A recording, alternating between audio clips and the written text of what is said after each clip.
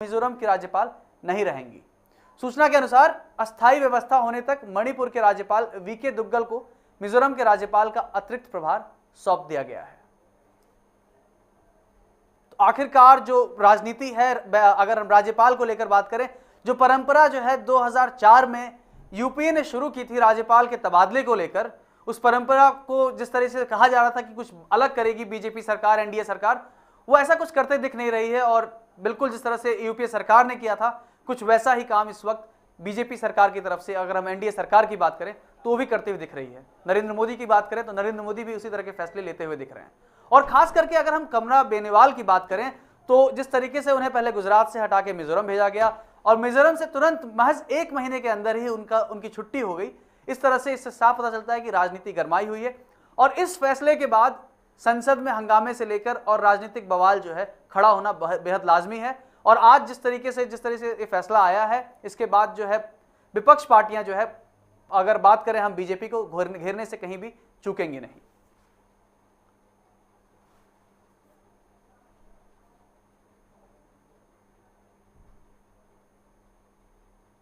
Cabinet की बैठक में केंद्र सरकार ने कई बड़े फैसले लेते हुए रेलवे और रक्षा क्षेत्र में एफडीआई नियमों को उदार बनाने के प्रस्ताव को मंजूरी दे दी। रेलवे इंफ्रास्ट्रक्चर में 100% और रक्षा क्षेत्र में 49% एफडीआई को मंजूरी दे दी गई है। रक्षा में एफडीआई की सीमा 26 से बढ़ाकर 49% कर दी गई है। कैबिनेट की बैठक में एक दूसरा अहम फैसला लिया गया। यह फैसला है जुवेनाइल एक्ट को लेकर। जुवेनाइल एक्ट में बदलाव को मंजूरी दे दी गई है। नाबालिग की उम्र 18 साल से घटाकर अब 16 साल होगी। इस फैसले से नाबालिग को कड़ी सजा देने का रास्ता साफ हो जाएगा। जिस तरीके से अगर हम पिछले कुछ समय से बात करें और लगातार जो अपराध पूरे देश में हो रहे हैं, उसमें जो नाबालिग का जो पार्टिसिपेशन है, संख्या बल जो है वो एक, अगर हम परसेंटेज के हिसाब से देखें तो काफ़ी ज़्यादा रहा है। और इसी लिहाज से जिस तरीके से पिछले काफ़ी दिनों से अगर हम बात करें, मेनका गांधी वो चाह रही थी कि जुवेनाइल जो इस वक्त जो लॉ बना हुआ है उसमें बदलाव किया जाए और जो एज ग्रुप, जो क्राइटेरिया अभी 18 साल रखा गया है, उसको घटाकर 16 साल कर दिया जाए। क्योंकि जिस तरीके से निर्भया कांड जो हुआ था दिल्ली में, उसके बाद से लगातार इस तरह के जो है सवाल उठ रहे थे कि अगर 18 साल है, अगर इस वक्त जो जुवेनाइल की एज की बात की जाए उस कैटेगरी की, तो उसको घटा के 16 कर देना चाहिए। क्योंकि तमाम ऐसे अपराध में देखा गया है युवाओं को जो कि 16 से 18 साल के बीच में है और जघन्य अपराध करते हुए पाए गए हैं। और इसका ताजा उदाहरण जो है महज अभी 2 दिन पहले ही दिल्ली में देखने को मिला, जहां 5 नाबालिग ने एक नाबालिग की सरेआम जो है गोलियों और चाकू से गोदकर हत्या कर दी।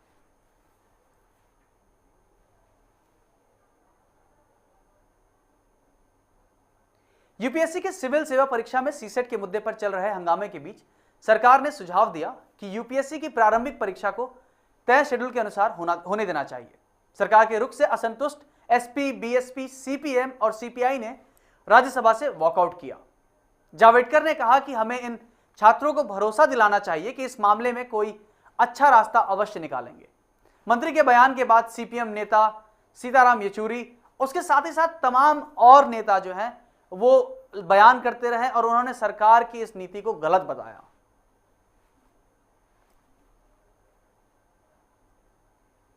और उसी के साथ साथ सभी दलों के जितने भी बड़े दल हैं, इन्होंने अपने सभी सदस्यों के साथ वॉकआउट भी किया।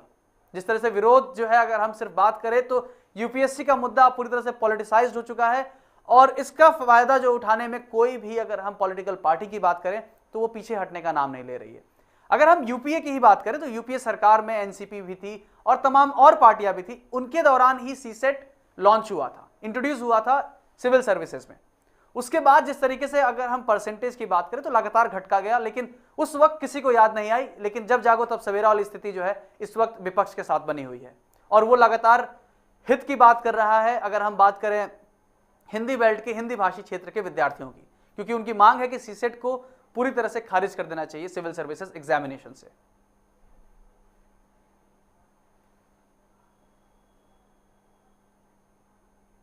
वहीं इस पूरे मसले पर कांग्रेस कुछ अलग ही अंदाज में बात रख रही है। वो कह रही है असल में इस पूरे मसले पर कंफ्यूज है एनडीए सरकार और बच्चों का जो भविष्य है वो अधर में वो उसे लटका रही है। मुझे ऐसा लगता है कि सरकार जो है इस मामले में बहुत ज़्यादा जो है ऊहापोह की स्थिति में, बहुत कंफ्यूज्ड है। और जल्दबाजी में कुछ भी ऐसा कर रही है कि कभी ये ले आती कभी वो ले आती है। मेरे ख्याल से उसमें सब दलों के विचार लेके संसद में बहस करा के कोई निर्णय लें कि इसमें क्या करना चाहिए। और मैंने जो पहले शर्त लगाई कि ऐसे ब्यूरोक्रेट्स पैदा हों जो शासन चला सकें। ये वक्त का तकाजा ही महज कहा जाएगा कि एक वक्त तब था जब जिस वक्त यूपीए की सरकार थी और सांप्रदायिक घटनाओं से आधारित जो बिल है उस बिल को लाने की बात की जा रही थी। उस वक्त यूपीए की सत्ता थी, कांग्रेस के हाथ में कमान थी, पर पता नहीं क्यों उस वक्त राहुल गांधी की बात करें या सोनिया गांधी की, उनकी भटक नहीं खुली और वो अपनी बात रखने में विफल रहे, या यूं कहें कि उस वक्त जो सत्ता का लालच था उन्हें बांध गया। लेकिन शायद अब वो जग गए हैं और उसी को जगने के लेकर जो है एक नई घटना कल संसद में देखने को मिली। कांग्रेस के सांसदों ने हाल ही में सांप्रदायिक घटनाओं पर प्रश्नकाल स्थगित करके चर्चा करने की मांग को लेकर कल लोकसभा में जोरदार हंगामा किया। राहुल गांधी के नेतृत्व में पार्टी सांसद वेल पर पहुंच गए और नारेबाजी करने लगे। इसके बाद राहुल ने लोकसभा स्पीकर पर पक्षपात करने का भी आरोप लगा दिया। देखिए खास रिपोर्ट।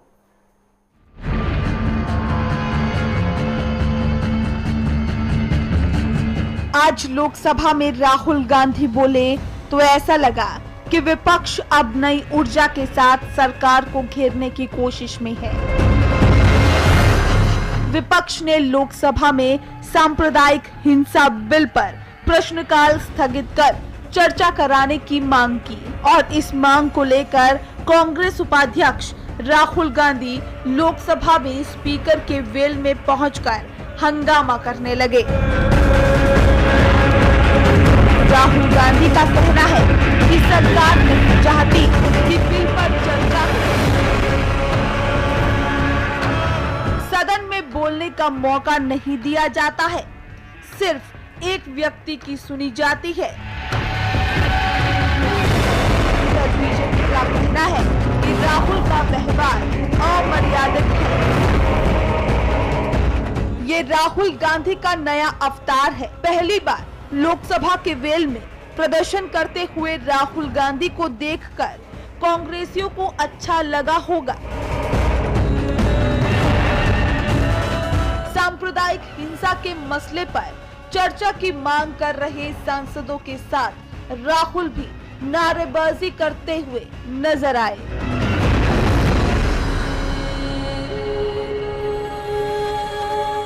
कांग्रेस ने यूपी और देश के दूसरे हिस्सों में हो रहे सांप्रदायिक तनाव के मामलों पर चर्चा के लिए सदन की कार्यवाही को रद्द करने की मांग की थी और इस बात को लेकर राहुल गांधी अपना आपा खो बैठे।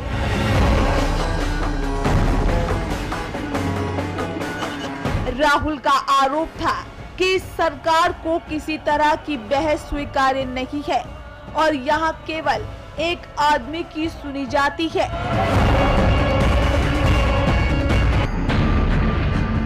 राहुल ने स्पीकर पर भेदभावपूर्ण रवैया अपनाने का आरोप लगाया, लेकिन कांग्रेस के युवराज को जिस सांप्रदायिकता पर इतना गुस्सा आया, उसकी मूल वजह से वो और सियासी पार्टियों से अच्छी तरह वाकिफ है, लेकिन सभी अपने स्वार्थ के लिए सियासत करते हैं।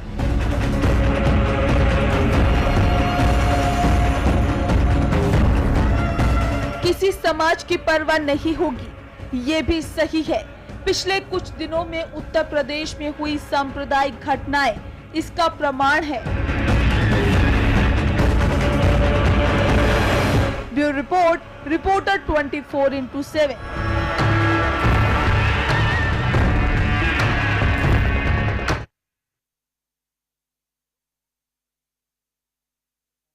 राहुल कुछ बदले से हैं और उनका जो ये बदलाव है वो कांग्रेस को जरूर पसंद आया है, लेकिन इस पूरे मसले पर शिवसेना और बीजेपी ने चुटकी ली है।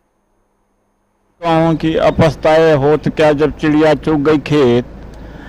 अब जब इनकी सरकार थी और ये सर्वे सर्वा थे, राहुल जी ही पूरे कांग्रेस को चलाते थे और संसद सदस्य थे, संसद में कभी बोले ही नहीं। अगर उस समय बोले होते तो इनकी ये दुर्गति न होती, आज इन्हें वेल में जाने की ज़रूरत न होती।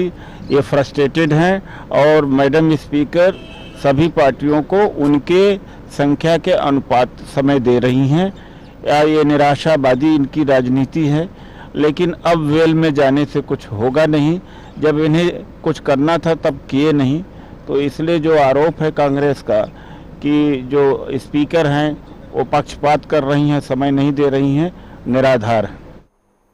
चलिए अब इसी पूरे मसले पर सूचना प्रसारण मंत्री प्रकाश जावड़ेकर ने क्या कुछ कहा और सरकार का कैसे बचाव किया, आइए सुनते हैं। We are not bound for any emission cut because under Kyoto Protocol, the common but differentiated responsibility principle and equity which we are placing always, so it doesn't entail upon us any emission cuts. But at the same time, we have to improve our air quality. We have to have the less pollution, and so we have already in place 8 national missions, which is our own voluntary action. It is not binding or it has been dictated by anybody. So we will do our best actions for energy efficiency. We need to grow. We have a challenge of poverty. We have a challenge of also energy access is not available to all the citizens. That we need to provide, and therefore our growth will not be impacted in any. दंगे चाहे UP में हो चाहे आसाम में हो, आखिरकार हो तो दंगे देश में ही रहे हैं। और इसी लिहाज से एक बयान दिया है अर्जुन खड़गे ने। उनका कहना है कि जब से मोदी सरकार आई है तब से देश में दंगे बढ़ गए हैं। भारत में शांति रखना ये हम सबका फर्ज है, लेकिन क्या बात है, नहीं क्या बात है कि ये सरकार अस्तित्व में आने के बाद हर जगह दंगे फैल। आखिरकार जिस तरीके की राजनीति इस वक्त महाराष्ट्र में देखने को मिल रही थी और आगामी विधानसभा चुनाव की बात की जाए तो उस लिहाज से बेहद मुश्किल भरा जो है सफर दिख रहा था अगर हम एनसीपी की बात करें। और शरद पवार जो है अक्सर बयानबाजी कर रहे थे और कभी कभी इस तरह की झलक भी दिखा रहे थे कि वो बीजेपी के साथ जुड़ सकते हैं। लेकिन इसी बीच जिस तरह से कल बयान आया है शरद पवार का कि कांग्रेस और एनसीपी एक साथ चुनाव लड़ेगी, इस लिहाज से जो है सबसे महत्वपूर्ण बात यह है कि जिस तरीके से सीटों को लेकर जो बंटवारा था उसको लेकर एनसीपी कह रही थी कि लोकसभा चुनाव के आधार पर हमें सीट मिलनी चाहिए, क्योंकि एनसीपी ने 4 सीटों पर चुनाव जीता था, वहीं कांग्रेस महज 2 सीटों पर ही चुनाव जीत पाई थी। इस लिहाज से जो है एनसीपी लगातार दबाव बना रही थी कांग्रेस की तरफ, लेकिन कांग्रेस ने झुकने से साफ तौर पर इनकार कर दिया। तमाम मीटिंग हुई, उसके बावजूद भी जो है बात बनी नहीं और आखिरकार शरद पवार झुक गए और उन्होंने मान लिया कि जो गठबंधन है वो कांग्रेस और एनसीपी का गठबंधन रहेगा। लेकिन जो 144 और 144 सीटों के जो डिस्ट्रीब्यूशन की बात हुई थी कि उनको 144 सीटें चाहिए, उस पे जो है वो पूरी तरह से राजी हो चुके हैं कि जितनी भी सीटें कांग्रेस देगी उसके लिए वो तैयार है। तो इस तरीके से जो एक आप कह सकते हैं जो कंट्रोवर्सी चली आ रही थी और जो एक तरह का एक संशय बना हुआ था लगातार कि क्या कांग्रेस और एनसीपी एक साथ चुनाव लड़ेंगे नहीं लड़ेंगे, इस पे फिलहाल विराम लग गया इस पूरे मुद्दे पर। और एनसीपी की तरफ से बयान आ चुका है, शरद पवार ने बता दिया है कि बड़े नेताओं के साथ हमारी मीटिंग हुई है और इस मीटिंग में ये चीज फाइनल हुआ है कि कांग्रेस और एनसीपी जो है एक साथ आगामी विधानसभा चुनाव में चुनाव लड़ेगी। तो हम यूं कह सकते हैं कि हाथ को जो है घड़ी का साथ मिल गया है। अब देखना यह है कि वक्त कितना सही होता है और कितना खराब। फिलहाल वक्त हो चला है एक छोटे से ब्रेक का और ब्रेक के बाद हम जानेंगे आखिर एचएसजीपीसी और एसजीपीसी के बीच क्या है पूरा मसला।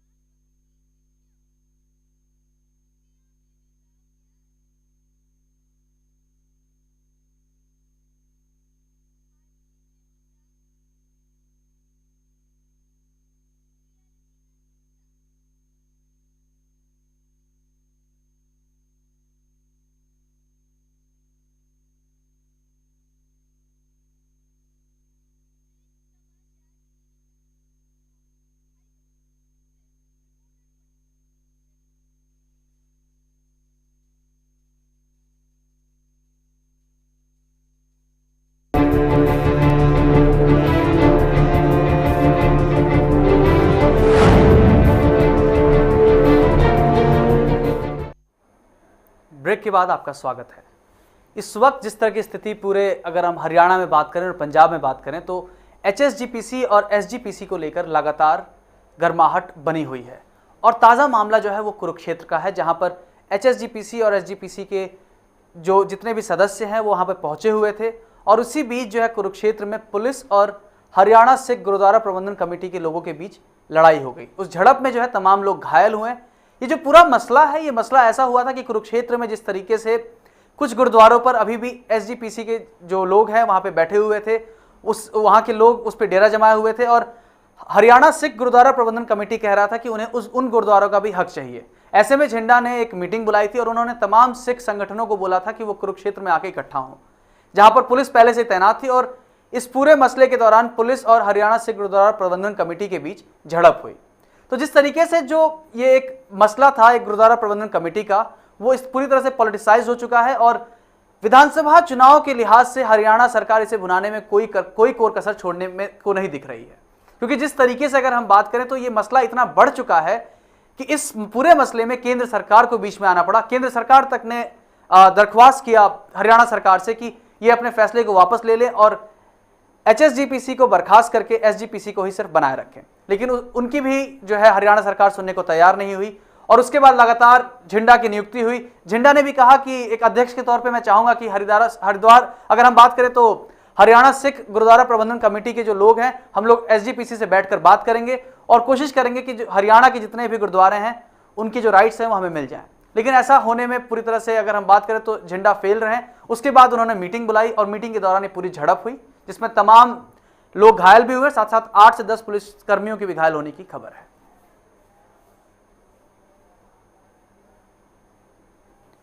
तो इस तरीके लगातार जो है इस वक्त जो मुश्किलों में घिरा हुआ है, अगर हम बात करें HSGPC और SGPC का जो पूरा मुद्दा है, क्योंकि जिस तरीके से जो पार्टिसिपेशन हुआ है, ये जो विवाद पूरा निकला, ये निकला शिरोमणि दल से। अगर हम बात करें शिरोमणि सिख गुरुद्वारा प्रबंधन कमेटी जो है उसका जो है एक पार्ट हरियाणा सरकार ने डिसाइड किया कि वो एक अलग गुरुद्वारा प्रबंधन कमेटी बनाएगी, जिसके लिहाज से उसने एक नए गुरुद्वारा प्रबंधन कमेटी की एक समिति भी गठित की, 11 लोगों को सदस्य भी बनाया और झिंडा को उसमें कमान भी दी। लेकिन उसके बावजूद जो है जिस तरीके से जो अभी तक राजनीति चल रही है और विधानसभा चुनाव के लिहाज से इस मौके को सरकार किसी भी तरह से भुनाना चाहती है और उसी के बिल्कुल विपक्ष में अगर हम बात करें तो बादल सरकार जो है वो यहां तक राजी हो गए हैं कि अगर हरियाणा नहीं मानता है इस गुरुद्वारा प्रबंधन कमेटी को बर्खास्त करने में, तो वो खुद इस्तीफा देकर इस पूरे आंदोलन में आगे से मोर्चा संभालेंगे। पंजाब के बहुचर्चित विक्रम सिंह अलगोकोठी हत्याकांड में मुख्य आरोपी और पंजाब पुलिस के बर्खास्त इंस्पेक्टर नौरंग सिंह ने स्थानीय अदालत में सरेंडर कर दिया। उसके साथ हत्याकांड में शामिल 3 अन्य हेड कांस्टेबल जगजीत सिंह, गुरप्रीत सिंह और लखविंदर सिंह ने भी अदालत में सरेंडर किया। इसके बाद थाना सिविल लाइन की पुलिस ने इन तीनों को गिरफ्तार कर लिया है। अदालत ने पुलिस को आदेश दिया कि वह आरोपियों का मेडिकल करवाकर अदालत में उन्हें फिर से पेश करे।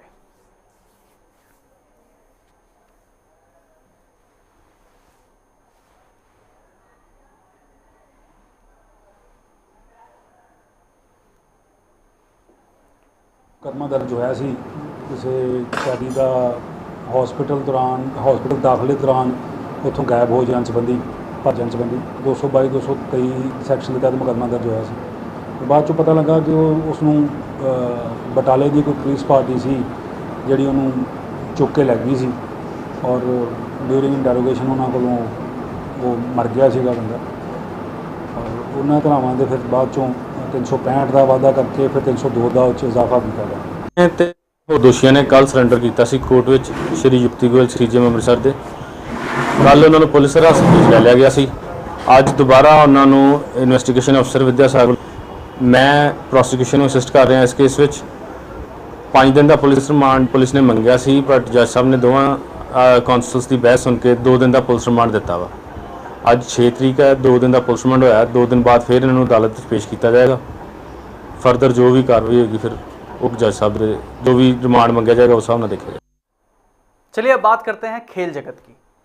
भारत और इंग्लैंड के बीच 5 मैचों की सीरीज में आज चौथा मैच मैनचेस्टर में खेला जाना है और सबसे महत्वपूर्ण बात है कि इस सीरीज में 1-1 की बराबरी पर दोनों टीमें हैं और साथ ही साथ रैंकिंग में भी महज 1 स्टेप का डिफरेंस है। तो क्या भारत इस मुकाबले को जीत पाएगा या फिर से उसकी पिछले मुकाबले की तरह हार होगी? इस पूरे सिनेरियो पे एक खास रिपोर्ट देखिए।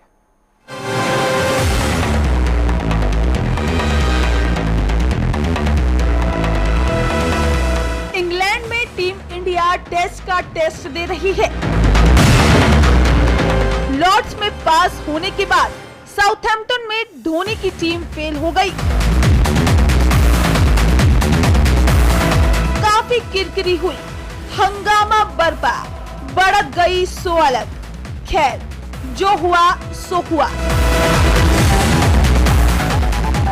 पिटने के बाद धोनी के धुरंधरों ने धूल झाड़ ली है। नए जोश, बुलंद हौसले और जीत की तमन्ना लिए इंडिया मैनचेस्टर के रण के लिए तैयार है। 5 मैचों की सीरीज है। 3 मैचों के बाद दोनों टीमें 1-1 की बराबरी पर है। जो भी मैनचेस्टर में मैदान मारेगा उसे अजय बढ़त मिल जाएगी। सीरीज जीतने का सेहरा किसके सिर बंधेगा, ये तो बाद की बात है। कम से कम श्रृंखला गंवाने का डर छूमंतर हो जाएगा। इसीलिए चौथा मुकाबला बेहद अहम है।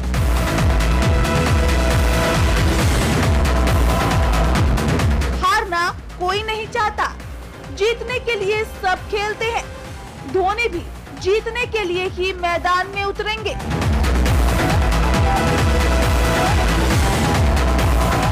हालांकि किन खिलाड़ियों के साथ उतरेंगे ये यकीनन दिलचस्प होगा। भरोसा करना बुरी बात नहीं, लेकिन जब नाकामी का सिलसिला ना टूटे तब बदलाव करना जरूरी हो जाता है। माही खुद ये समझते होंगे, टीम मैनेजमेंट भी ये जानती होगी। अब धोनी क्या बदलाव करते हैं ये तो मैच शुरू होने से पहले ही पता चलेगा, लेकिन हालात के हिसाब से सही टीम कॉम्बिनेशन हुआ तो मुकाबला आसान हो जाएगा, जीतने की संभावना बढ़ जाएगी।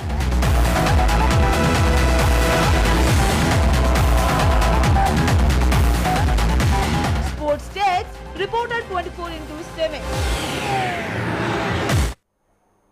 इस टेस्ट मैच को जीतना दोनों ही टीमों के लिए बेहद जरूरी है, पर क्या भारत लगान वसूल पाएगा या नहीं, ये देखना बेहद दिलचस्प होगा। फिलहाल इस बुलेटिन में बस इतना ही। मुझे दीजिए इजाजत। नमस्कार।